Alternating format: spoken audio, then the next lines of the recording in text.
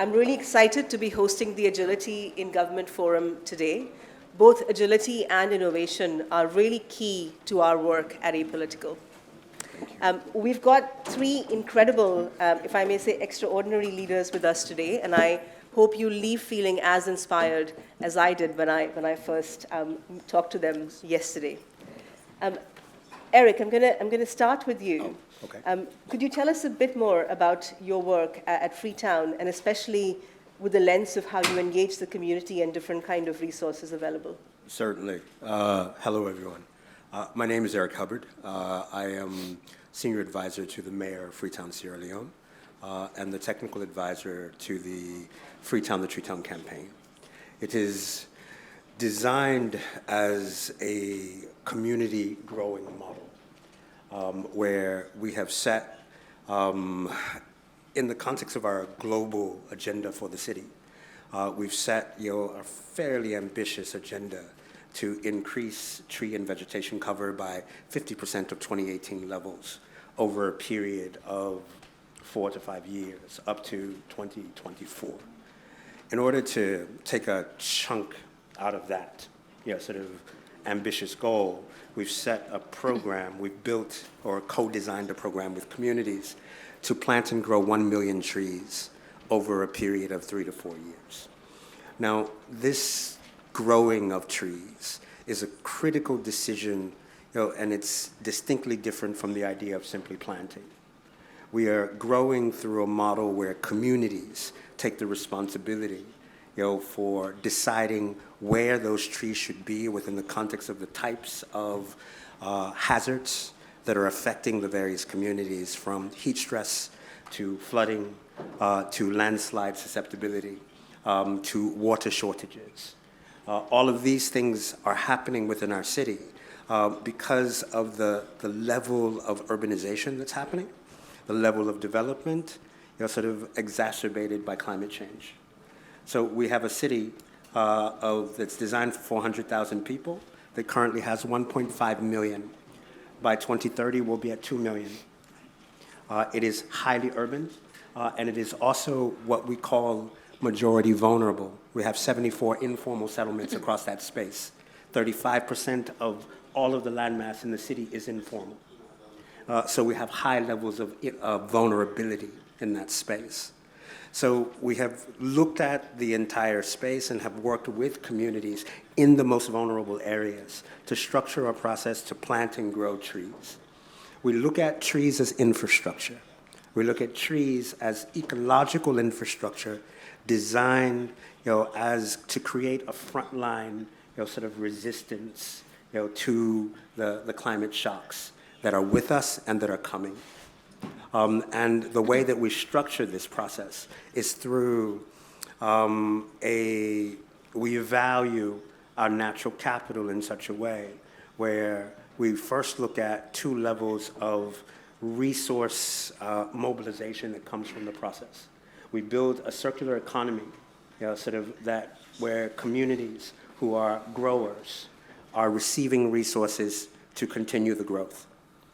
Now, we have to invest in the growing, not the planting, because the growing takes sort of anywhere from 5 to 7 years. And we need to make sure that there's a maintenance process for those trees to grow to establishment. And so we use what we call a fairly disruptive process of technology to track every tree individually. And the community growers are responsible for that tracking through an app that we've created that's connected to our platform. And so we are able to see the tree growth in real time, and we're able, every 2 months after each tracking period, we're able to pay community members. So every 2 months, over a period of 5 to 7 years, they receive resources within the community. That's the direct piece. Then we've folded all of the trees into a carbon project. So we are moving into the carbon market, getting carbon credits for those trees to create the circular dynamic in the long run, right? So that we are, investing in our natural capital to grow more natural capital and to build ecological infrastructure projects that are designed, to address the climate crisis in those particular communities in the long run. So we've created short run and long run sort of economic dynamics that affect the lives and also the relationship between communities and nature, and address, sort of systematically address vulnerability. And we've done this in such a way where it's not the Freetown, the Tree Town campaign can also be a Tree Town campaign for any city, and particularly for vulnerable cities. So we believe that we've created something that is highly replicable, particularly for coastal, African cities and other cities that are highly vulnerable. We do not have the ability, to access markets as other cities can, because we are sort of a low-resource city, and we're deemed to be unbankable. However, our natural capital, is actually highly bankable. We have the ability to use that capital to grow, to change the context for degradation, to change the context for the way communities exist in the natural environment, and then use the resources that come out of that through the carbon market and through other sort of dynamics, financial dynamics that would allow us then to fund our own pathway to equitable and sustainable adaptation. Thank you, Eric. Can I ask a quick follow-up? Yes. Just to kind of make it real for the people in the room as well. When we spoke, you mentioned a scary figure of 500,000 Yes. trees being lost to deforestation every year. Yeah. It's not a small number, but often this is being lost due to valid reasons of livelihoods and food Right. and so on. Can you give an example of a particular community that might have changed its behavior or changed its work around livelihoods through your work? Sure, absolutely.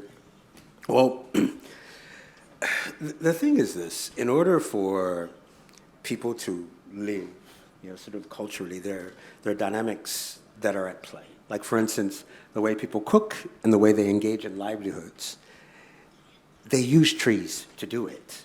So charcoal for cooking that comes from trees, and tree-based, sort of cooking products are, sort of a cultural reality within the context of cities like ours. It's the same, for instance, in fishing communities all along the coast. Sort of the fishmonger women, in one village, Kent village, just outside of Freetown,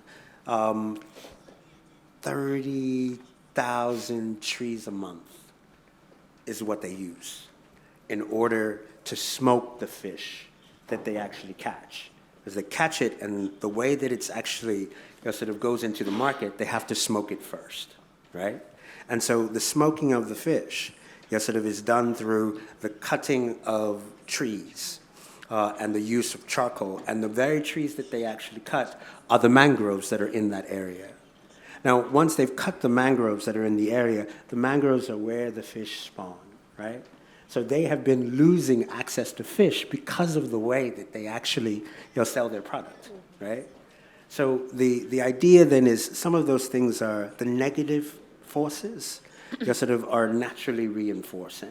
But if we begin to sort of have a conversation, and link these things together to say, okay, there are better ways to do this. There are alternatives, right?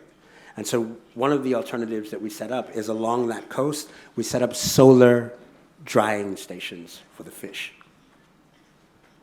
And so it's cleaner, it's faster, they don't lose any volume, they actually grow, they have more volume of fish that they can actually take to the process and take to market. And there's no more use of charcoal or trees, sort of in the product, in the processing, sort of the fish. So what we've been able to do then is through community, sort of engagement, through discussion and education and knowledge sharing, but then also providing alternatives, right? Through the solar drying stations, we've been able to change behaviors, right? And this is a critical way that we're able to reduce the level of deforestation that's happening in this space. I love that example. Just shows, the power of coming up with creative solutions with community. So we also have Matti with us. He's the Director of Product and Operations at Open Fisca. Open Fisca just won an award, so a round of applause in the summit. Matti, your work also relies on a community of interdisciplinary people. Would be great to hear a bit more about Open Fisca and its community. Sure. Thank you very much. Hello, everyone. Thanks for your presence here today. My name is Matti Schneider. Open Fisca enables transforming legislation into code, making it executable. That means that any law or regulation that is computable can be transformed into software, so that anyone who is subject to rules, that is an individual, a business, anyone can know what are their rights and duties by accessing software that is built by a community indeed. So I don't know how much I should make the link with agility in government, because it's actually quite interesting. We started within government as a tool that was built for the purposes of one government, the French government, for modeling and assessing the impact of fiscal policies.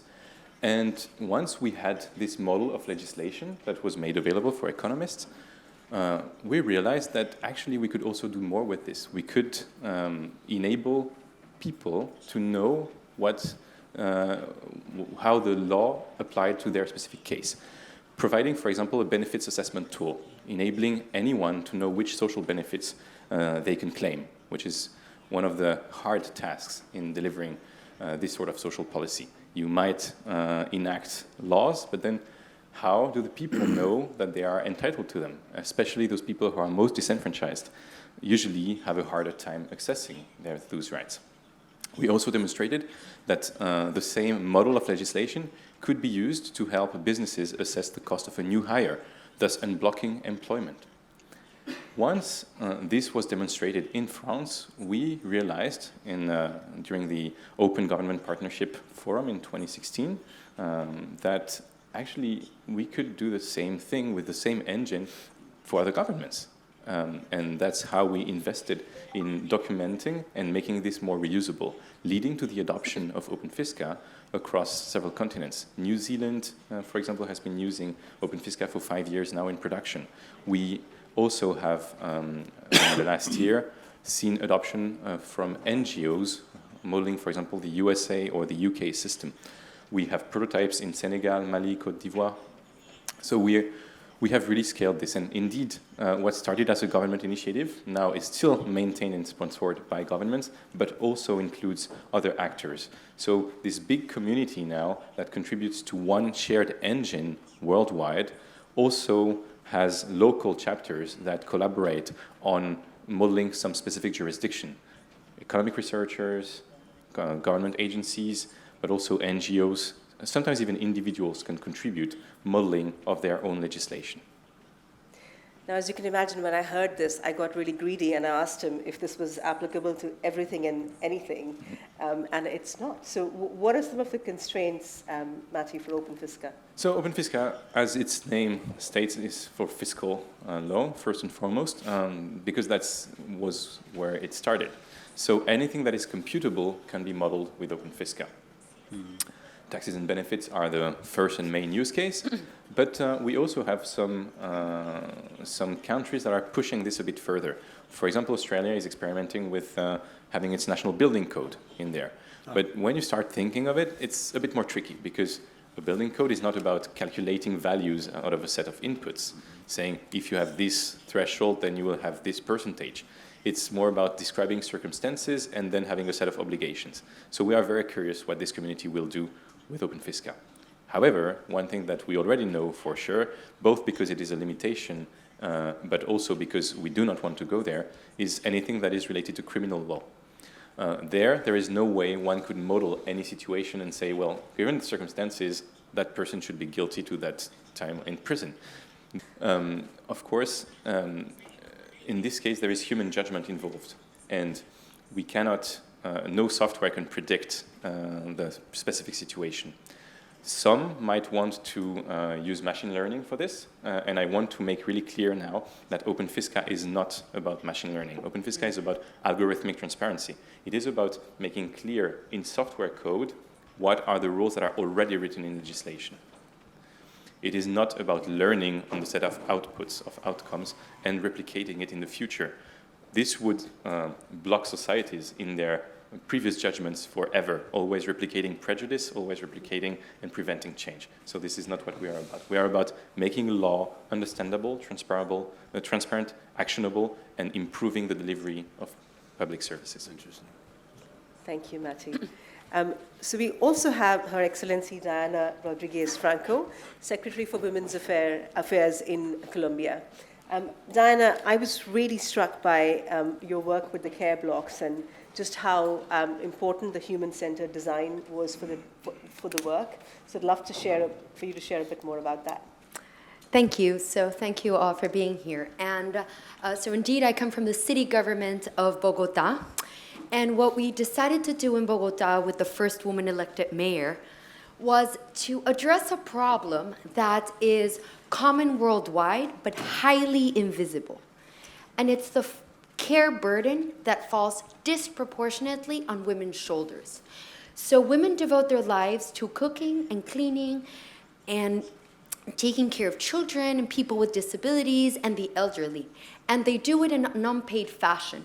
And that translates into enormous economic poverty and time poverty. And to give you an idea, Bogotá is a city of 8 million people. Half are women.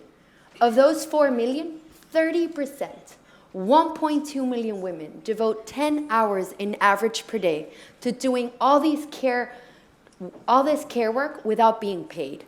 And so if we wanted to address inequality, we had to address that problem, which has been going on forever worldwide. And so what we did was to put up a care system, in particular care blocks. What are care blocks? Care blocks are areas in the city, very much like this center where we are here, that bring together the services for the caregivers, for the women, everything they've left aside and sacrificed because of the care burden. But at the same time, and that's the basic but key innovation, we care for the ones they care for the children, the people with disabilities, and the elderly. So for example, one woman goes in a care block, and she can drop off her clothes in a free washer and dryer instead of having to wash by hands 2 hours per day. And then she drops off her grandchild or elderly person in a service, a recreational service. And then she has freed up her time without feeling guilty, and she can use that time for her own education, well-being, or income generation. She can graduate from high school in a flexible manner, regardless of her age. She can learn how to ride a bike, how to swim, have a free legal aid or psychological session, everything they've put aside because of the care burden. And they can do it because we're caring for the ones they care for in a close vicinity. We have 15 of these care blocks. And I think the innovation falls in a few levels. One, it's a human-centered innovation. It puts caregivers, women, in the center. What do they need to advance society? Second, it's a change in government. Governments work in silos. The health sector does its own thing. The security sector, the environmental, the transportation, the women's sector, but we don't work jointly. In these centers, all sectors of government provide services simultaneously and jointly.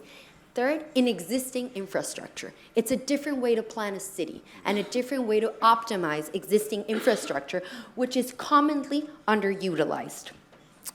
And it's also a different way to think about the climate crisis, because by organizing and reorganizing services, we're reducing emissions. We're reducing the fact that people have to cross the cities, especially big cities like Bogotá.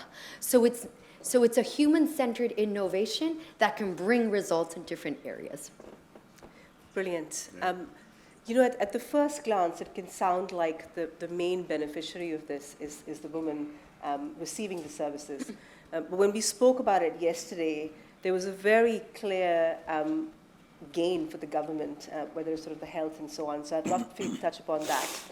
Absolutely, because the clear beneficiary is directly women, right? Women who have been left behind and can now have time to catch up. But it's also the government, because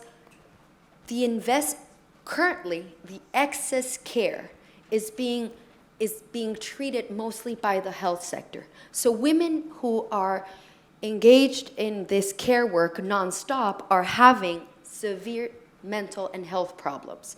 Just to give you an idea, of this 1 million women, 1 out of 3 have physical and mental health problems. So that's having a cost on the health sector that could be prevented if we address the care burden, if we redistribute care.